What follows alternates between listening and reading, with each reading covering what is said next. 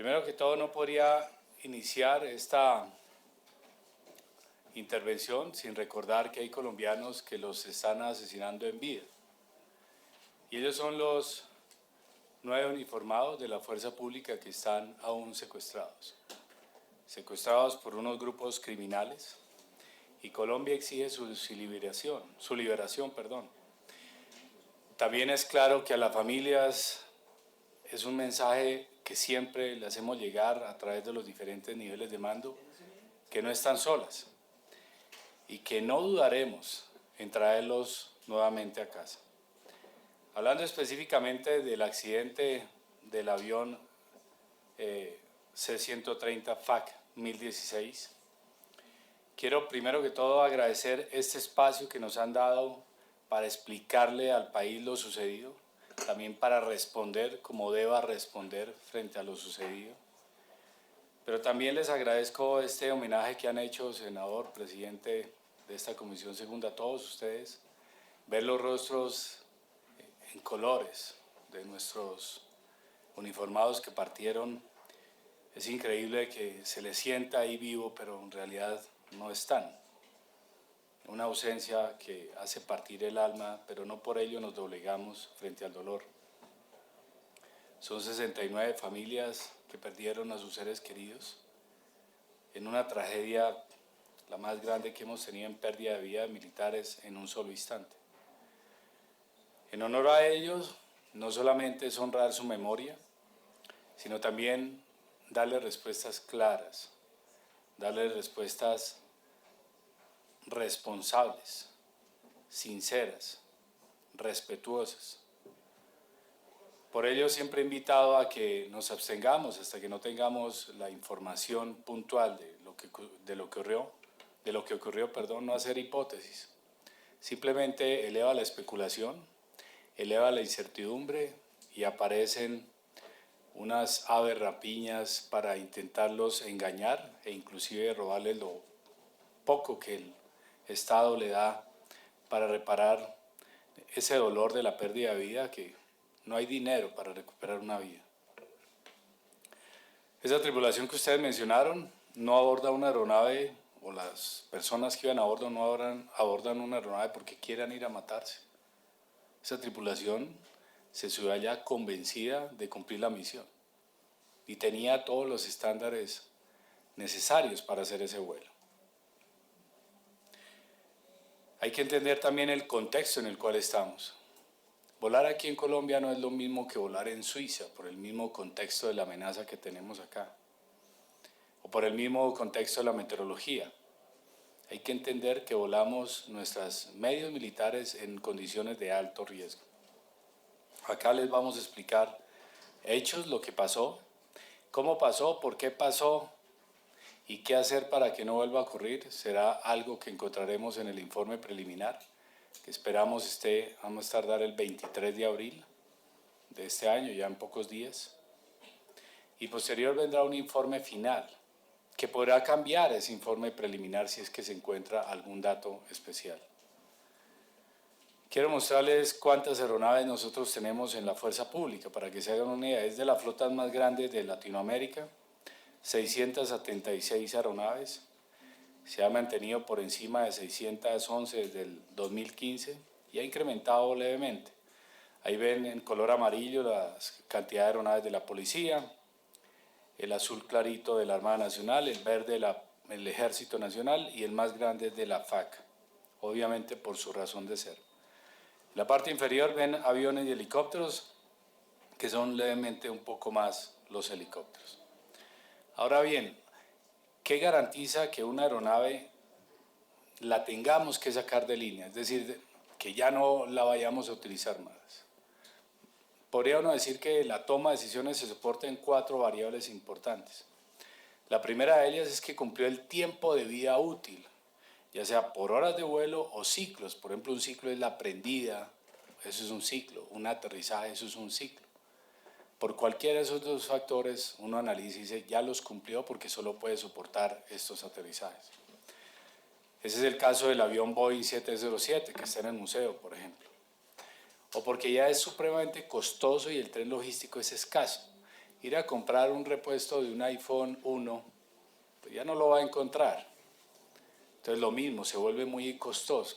Es el caso, por ejemplo, de un avión que era el OB-10. Otro caso, otro factor es el índice de confiabilidad, es decir, me está fallando mucho. Sí, yo salgo a vuelo, es seguro, pero me vive fallando. Ustedes ven a los pilotos que entrenan mucho en simuladores porque las aeronaves son hechas por humanos. Eso quiere decir que no van a durar eternamente y que en algún momento van a fallar. Por ellos entrenan mucho, hay muchas listas de chequeo, muchos exámenes, muchos procedimientos, y esos procedimientos incluyen procedimientos de emergencia, que puede ocurrir algo y es necesario atender frente a ello. Es el caso del avión T-37, que tenía un problema ya con los trenes de aterrizaje, cada vuelo prácticamente tenía una falla y se dijo, ¿sabe qué? Ya saquémoslo de acá de operación. Y otro factor que se tiene en cuenta es que ya no nos sirve para el contexto operacional. Hay un helicóptero pequeño, es el Hughes 500, que digamos se concibió que no brindaba el poder de combate o el poder de fuego necesario para el apoyo de cercano, y se concibió más bien sacarlo ya de línea y enfocarnos en capacidad de fuego en helicópteros medianos y en helicópteros pesados. Todas esas variables, depende de qué peso tenga cada una, orientan la toma de decisiones para sacar una aeronave de línea. ¿Eso qué asegura? Que las que queden pues puedan volar y sean seguras. Y cuando hablamos de que puedan volar, hablamos de otro término que es alistamiento. El alistamiento se refiere a esa disponibilidad inmediata y sostenida de aeronaves para cumplir misiones, pero requiere que sea aeronavegable, que haya cumplido con todos los programas de mantenimiento, que tenga la configuración operativa necesaria, es decir, que tenga los equipos esenciales para a bordo de la misión, no solamente que vuele, sino, por ejemplo, si va a cumplir una misión de apoyo cercano, pues que tenga el armamento para hacer apoyo cercano. ¿Que puede salir a vuelo? Claro que sí, pero si no tiene el armamento no va a poder cumplir la misión. Y que tenga toda la disponibilidad de tripulación, repuestos y demás de equipo de tierra, por ejemplo el CAFIR, no solamente el avión ahí, sino también la planta de aire o de eléctrica que le da todo el suministro necesario para iniciar ese vuelo. Eso depende también, ese alistamiento, de los fabricantes. Un fabricante puede decir, ¿sabe qué? Esas aeronaves ya no pueden volar, como esos boletines que aparecen ahí. Y le dice, pasó una falla en unas balineras de unos helicópteros, por allá en Australia. Todos los que operan este helicóptero, paren los helicópteros y revisen esa balinera. A ese detalle se llega. Pero eso ocurre también en la aviación comercial. Por ejemplo, ustedes conocen el caso de Boeing 737 MAX. En 2018-2019 hubo 2 accidentes fatales y dijeron, oiga, ponemos en la mira la flota de Boeing 737 y prácticamente los pararon todos. Y Boeing inclusive dijo que suspendería la producción de esos aviones implicados en accidentes mortales. Pero no solamente le pasa a Boeing, le pasó a Airbus. 6.500 aeronaves de la familia Airbus 320 los pararon tras un fallo en el software del control de vuelo. Y luego otras 6.000 aeronaves, o más bien dentro de ese análisis, otras 6.000 aeronaves paradas. Esos conceptos es para entender el contexto, para conocer qué decisiones debemos tomar frente a algo que es construido por los humanos y que pueden fallar y que no son eternas. Y en ese alistamiento miramos entonces cómo está la fuerza pública. Entiendo, senador, que un ex viceministro se refería a un porcentaje del 40%. La verdad, cuando yo podría decir que soy ministro, pero estoy desactualizado de muchas cosas que pueden ocurrir a nivel táctico de las unidades en las cuales estaba, porque eso es dinámico. Ya mi rol es nivel estratégico. Y cuando sale del ministerio, pues queda un poquito desactualizado. Pero no sé si esa persona se refiere al nivel de alistamiento de la flota de la fuerza pública, que es, la ven ustedes en la gráfica, que es 61%, cerramos el año pasado, pero el promedio que tuvo en los 4 años, en los últimos 4, ha sido de 62%, más alto que los periodos anteriores. O sea, las aeronaves han estado listas más para volar, muy levemente, pero más. O si se refiere al 40% de alistamiento de los aviones Hércules, que lo va a explicar el señor general Silva. Lo cierto es que nos muestra que ciertos comentarios que se hacen sin conocer la información, pues generan desinformación. Ahora bien, en la parte inferior, el senador Nicolás Echeverry también me comentaban respecto a Bertol, una empresa que se contrató para el mantenimiento de los Mi-17. Esa franja azul que ven ustedes ahí, escribí guerra Rusia-Ucrania, y eso afectó el mantenimiento de los helicópteros Mi-17. Si ustedes ven en el alistamiento de los helicópteros Mi-17, se redujo. ¿Por qué? Por esa guerra. ¿Y por qué? Porque los metieron las empresas en la lista OFAC. Entonces uno no puede contratar con ellos. Entonces se afecta el mantenimiento. A través de los canales que tiene el Ministerio de Defensa se contactó a la Oficina Americana y una empresa norteamericana, Berthold System Inc., dijo, yo le hago el mantenimiento. Y no fue así. Yo le jalo a él. No, él tiene una experiencia, digamos que sí es de mantenimiento. Dijo, yo lo hago, pero no fue así. ¿Se perdió un peso? No se perdió ni un solo peso. Ni un solo peso. El año pasado hicimos un trabajo muy fuerte a final de año. Colocamos incluso una empresa que nos asesorara en cobrarle y recuperamos el 100% del anticipo que se había hecho esa empresa. Pero además de eso, nos trajimos $8 millones en multas. Y falta que nos pague otra parte de la multa. O sea, ya ingresó al Tesoro Nacional. Al Tesoro Nacional. Lo pueden registrar sin ningún problema. E ingresó el año pasado. 100% se recuperó, pero además $8 millones más en multa. Ya ingresaron. Ahora estamos en todo el proceso para que paguen los otros un poco más de $3 millones más que de multa. Pero el presupuesto que habíamos sacado, todo se recuperó. Y vienen unas implicaciones legales ahí, que están respondiendo en temas penales, un viceministro, etcétera. Y pues ya serán las autoridades que definan ello. Pero de parte, como ministro de Defensa, actuamos en ello. La senadora Paola Holguín mencionaba, por ejemplo, de la caída de las horas de vuelo en Mi-17. Sí, en Hércules se aumentó y en Mi-17 se redujo. Los dos cumplen misiones muy diferentes. Mientras que el uno puede aterrizar en una pista y es para transporte de 90, 100 hombres en armas, el otro aterriza en el campo, en el área de combate, y lleva logística, pero a menor escala, pero ya directamente al campo de combate. Es decir, uno lo hace lejano y el otro ya lo hace cercano allá en el campo de combate. Pero la causa que se cayeron las horas de vuelo de los Mi-17 obedece a la guerra Rusia-Ucrania.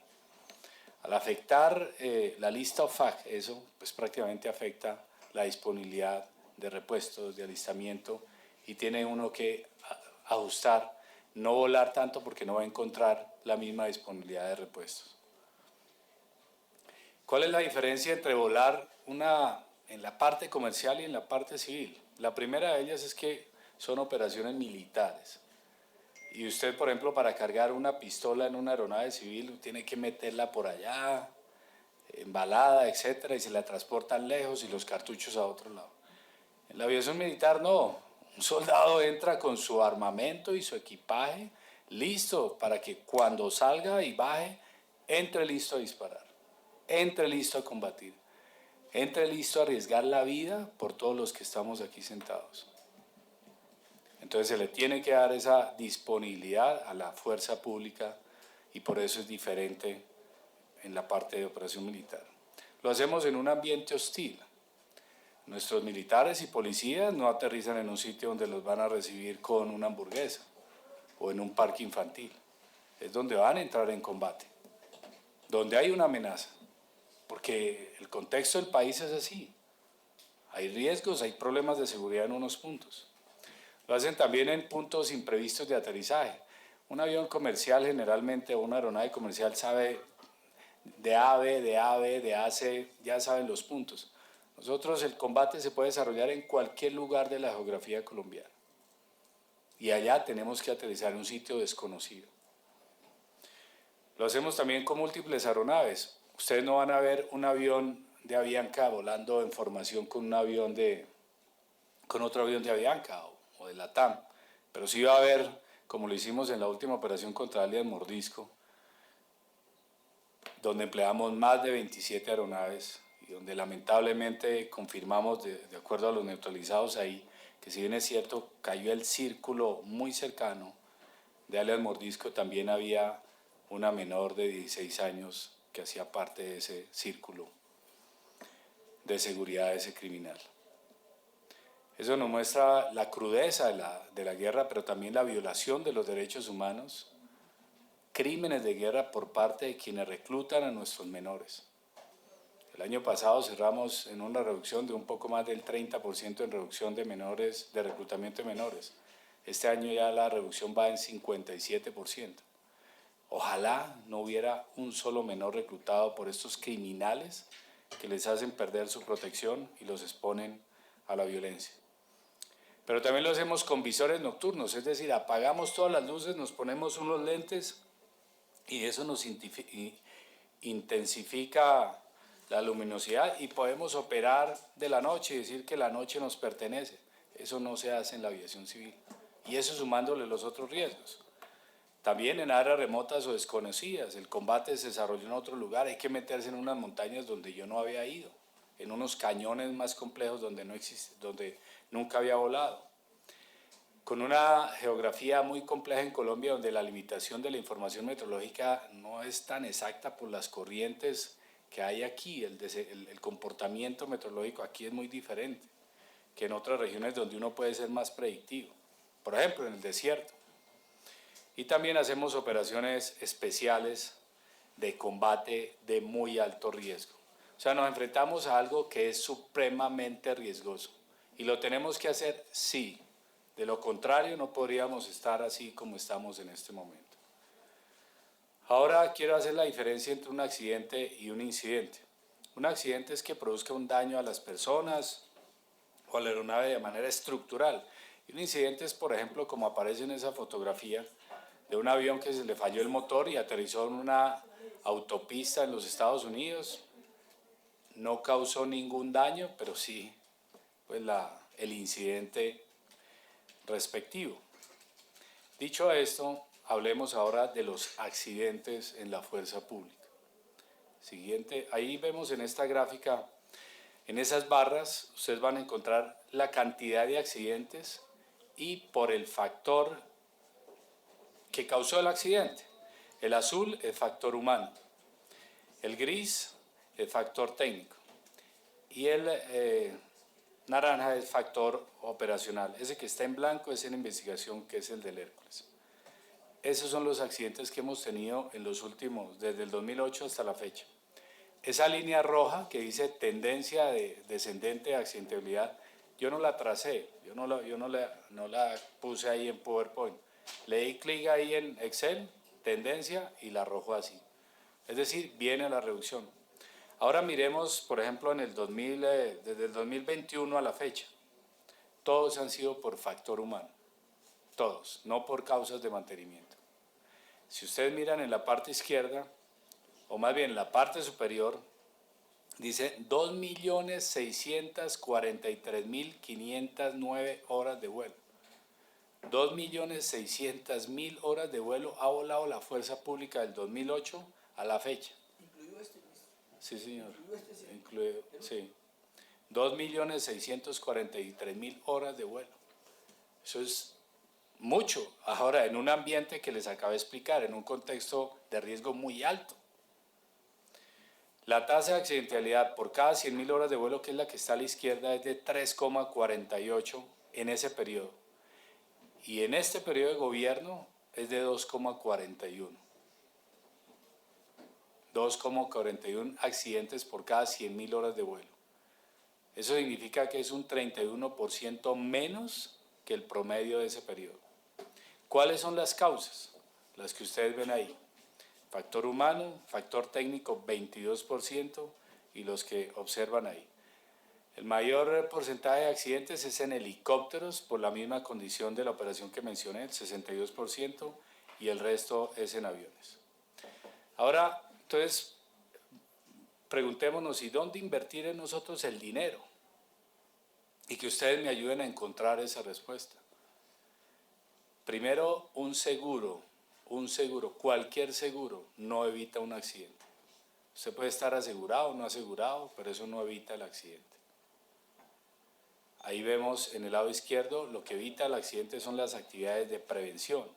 Equipos más modernos que permitan controlar mejor un monitoreo de los sistemas para poder saber cuál es el comportamiento de la aeronave y qué decisiones está tomando la tripulación.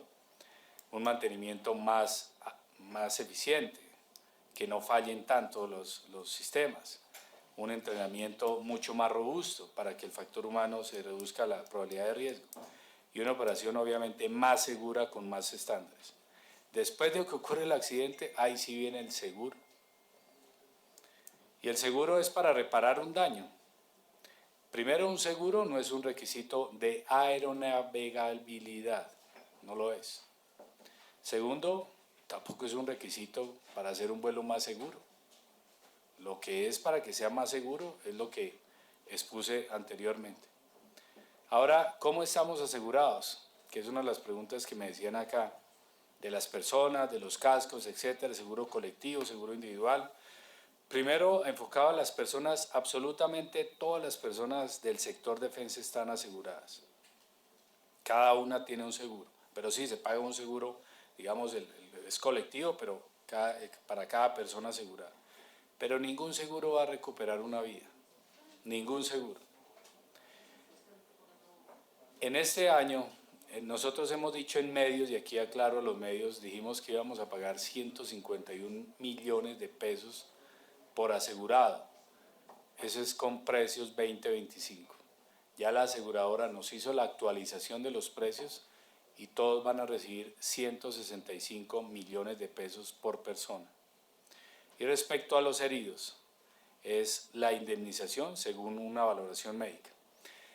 Con tanta desinformación que hubo respecto a los seguros la semana pasada, esperamos que ninguna familia haya firmado por ahí un abogado a decirle, oiga, es que su hijo no estaba, como el avión no estaba asegurado, entonces su hijo tampoco. No, su hijo estaba asegurado. Fuera en avión, fuera en helicóptero, fuera a pie, fuera en un carro, fuera en una moto, siempre y cuando estuviera cumpliendo actos del servicio estaba asegurado. Y entonces muy seguramente algún avivato dirá, oiga, deme el 35% y yo sí le hago cobrar el seguro. Están engañando a la gente por desinformación, por acelere. Ahora, mirando que también me decían los datos que tiene la Contraloría y nosotros. 34% de aeronaves aseguradas de las fuerzas militares. Pero la Contraloría dijo que era el 19% la FAC. Es muy diferente. Entonces, pero la FAC, los datos que tenemos son 18%, pero son temas de aproximación, etcétera, pero digamos lo revisaremos para que usted, como me decían acá, que revisar que los números fueran precisos, hacemos todo el esfuerzo, pero esa pequeña variación a veces puede ser malinterpretada que no hay coincidencia. 18% la FAC, 14% la Armada y 79% el Ejército. Y al hacer el promedio con las aeronaves que están en total, da 34% aseguradas. Ahora, este dato que vamos a ver, siga por favor, es qué tanto han estado aseguradas las aeronaves en su historia. Entonces, aquí vemos, esta gráfica yo creo que es fundamental y les pido a ustedes que me ayuden a encontrar una solución. Igual, aquí estoy es para responderles a ustedes, al país.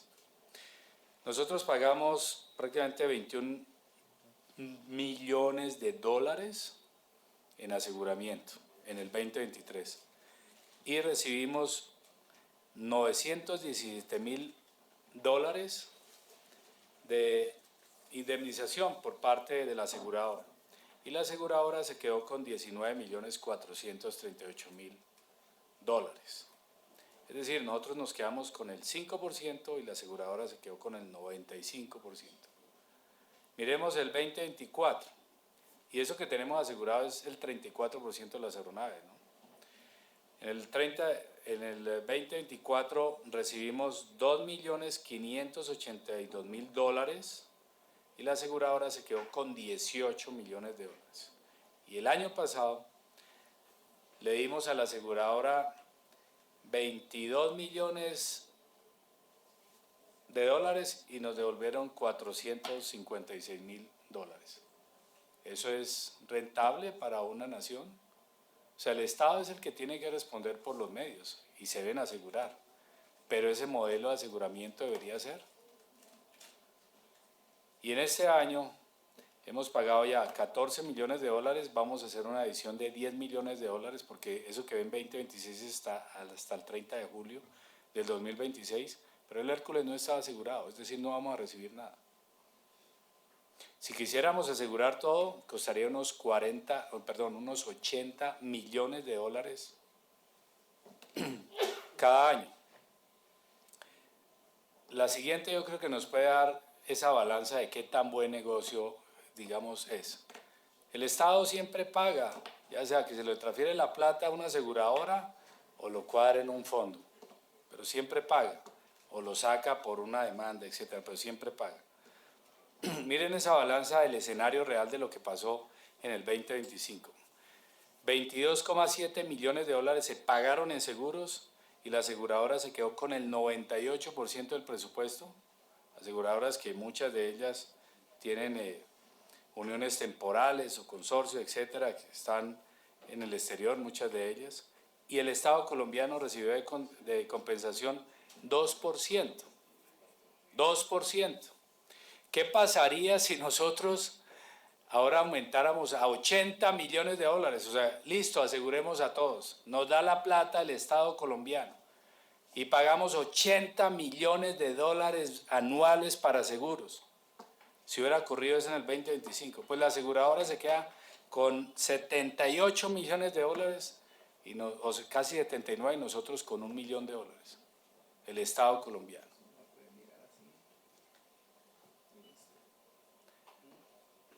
Bien, pues ahorita lo dice el senador.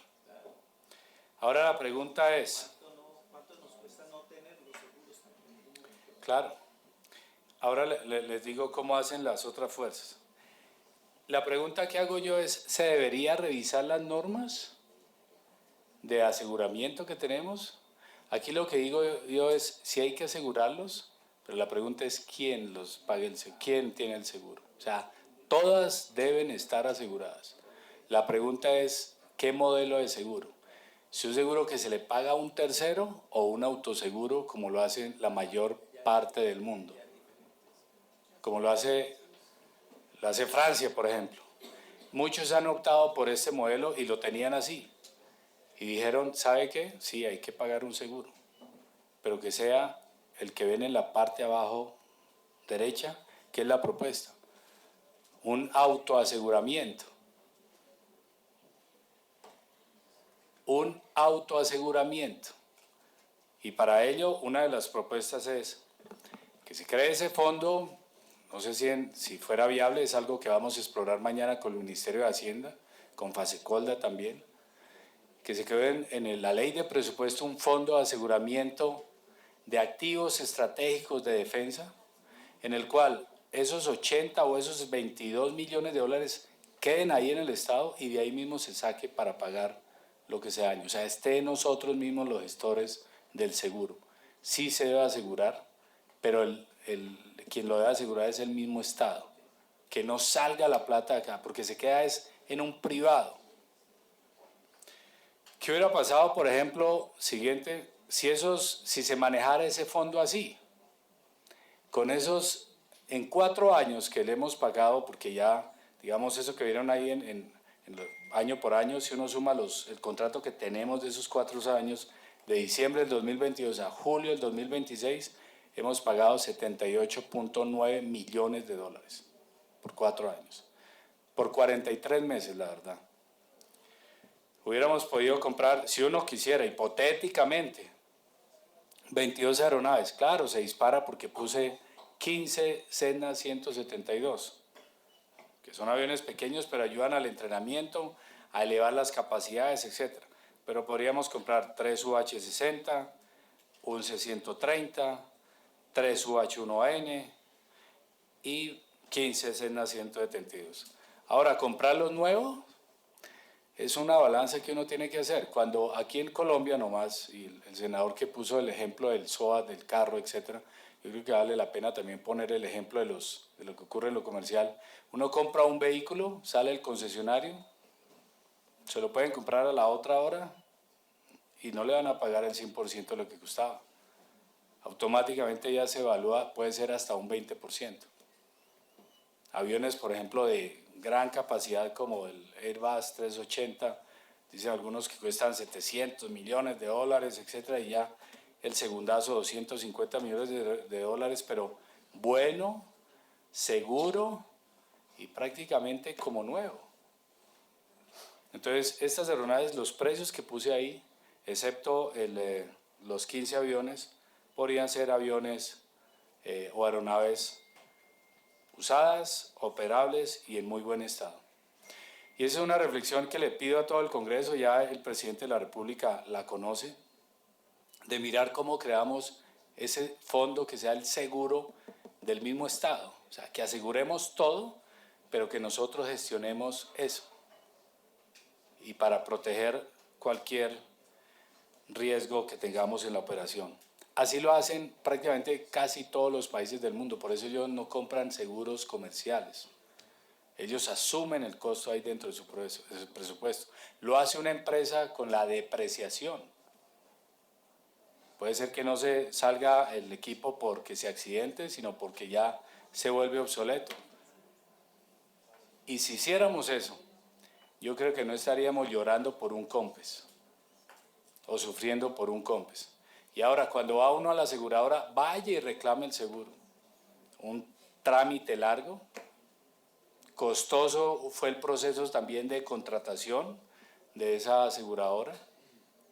Un trámite largo en el reclamo y luego vienen los deducibles.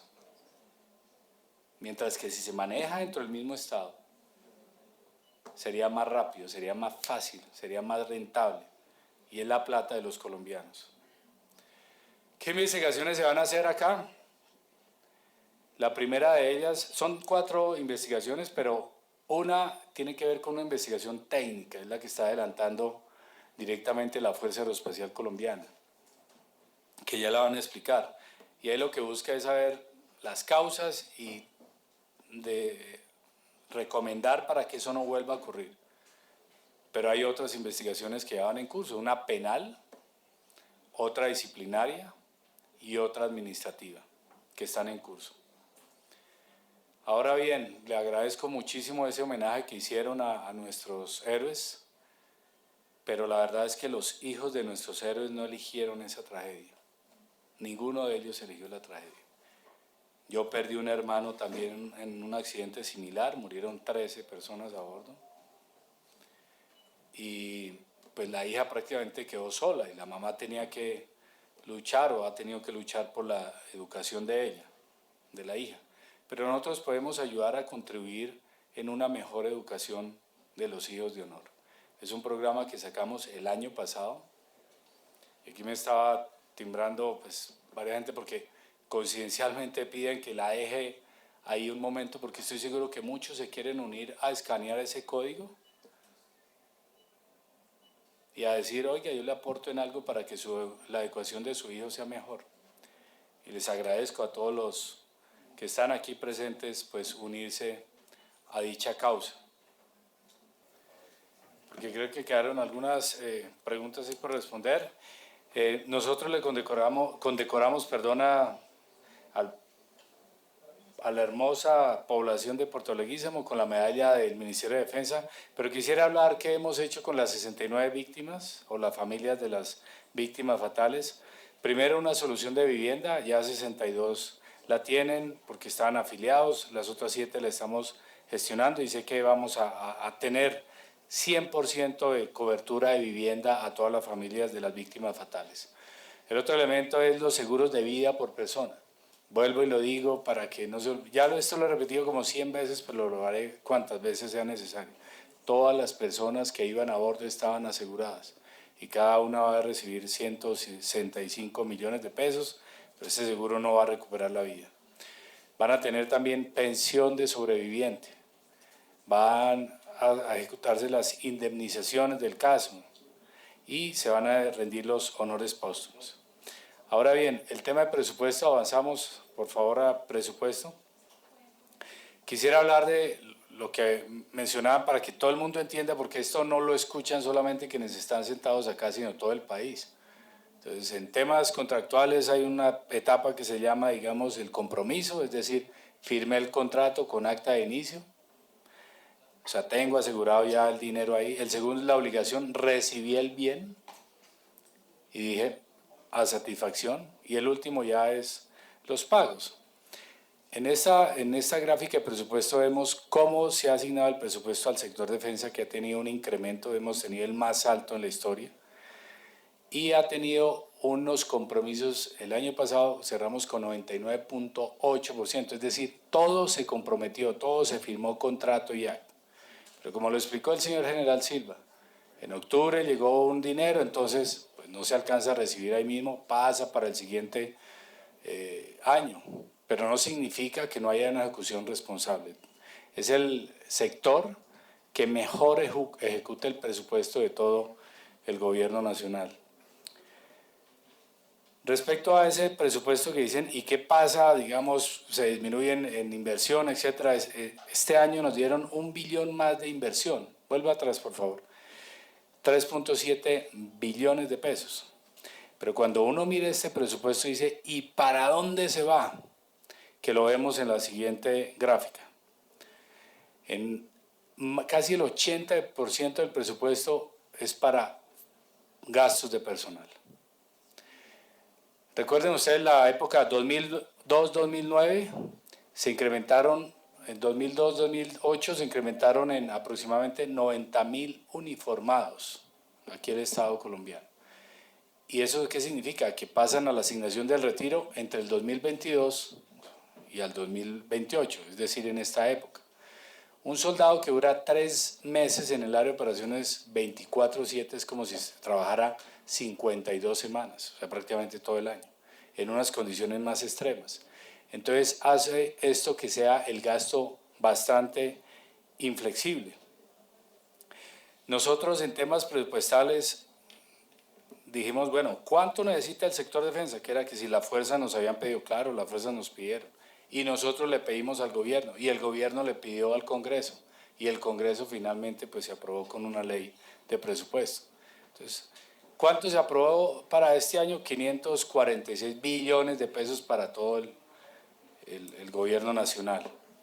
Pero nosotros, ¿cuánto habíamos pedido? Solo para sector defensa, 108 billones de pesos. O sea, si me piden, escríbame las necesidades, eran 108 billones de pesos. Claro, cuando llega al gobierno, prácticamente suma todo lo que piden todos los ministerios, etcétera, y le suma, no sé, 900 billones de pesos, 1.000 millones de pesos. Entonces dice, no, tengo que ajustar. Entonces lo ajusta y lo presentamos aquí al Congreso. Como Ministerio de Defensa habló 108, luego pasamos aquí, se presentó al Congreso 68.9 y por los ajustes que hubo quedó en 65.8. Y luego se presentan decisiones como decretos de emergencia. Por ejemplo, en el de diciembre se presentó la necesidad de temas antidrones. Y entonces, ¿de dónde vamos a sacar la plata? O sea, sí, nos piden que aseguremos, nos piden que hagamos esto, pero si no nos dan los recursos, si queremos seguridad, pues toca invertir en seguridad. Entonces, ¿cómo hacer más eficiente el gasto en ello? Aquí es la invitación que les digo nuevamente, es el tema de colocar, sí, asegurar, pero que sea la plata dentro del Estado colombiano y que la podemos administrar bien. Y no que quede en un privado. Cuando hacía esa referencia de que quedaba en la aseguradora, más bien quédese en un privado, no en el Estado. Ojalá quedara dentro del Estado esa plata y uno fuera desembolsando. También hemos implementado sistemas de información más eficaces, el sistemas logísticos, etc. Pero también esa inflexibilidad se da por, de alguna manera, pagarle algo digno a quien arriesga la vida por la patria. Entonces, la bonificación a los soldados regulares, que son 100.000 familias mensualmente que prácticamente salieron de la línea de pobreza, pues se ve en esta gráfica cómo se aumentó durante este gobierno. Y pues que le diga a uno, no, un soldado regular que no reciba al menos un salario mínimo vital por arriesgar la vida y proteger la vida de los colombianos, creo que estaría muy mal como Estado no hacerlo. Pero también se mejoró la base de la pirámide, o la base de los grados más bajos, aumentando el salario en los porcentajes que ven ahí. La inflación fue de 5.1% el año pasado. Como digo, lo estoy hablando es para todo el país. Si con 100 pesos compraba algo, ya necesito es 105 pesos para comprar lo mismo. Pero el gobierno nacional le autorizó a los funcionarios públicos 7%, a los militares 7%, o sea, le dio 107 pesos para pagar algo que ahora cuesta 105 pesos. Hay una ganancia. Pero adicional a eso le aumentó a los cabos terceros, cabos segundos, cabos primeros y sargentos segundos, abajo, para elevar aún mejor las condiciones de seguridad. ¿Eso en qué ha impactado? Problemas, por ejemplo, con los soldados regulares. 100% de incorporación en el Ejército Nacional, todos quieren ya prestar. Problemas de robos, llegaban los soldados ahí, sí, tenían asegurado, como decimos ahí, los 3 golpes, pero se robaban entre ellos, así sea el jabón. Ahora no ocurre eso.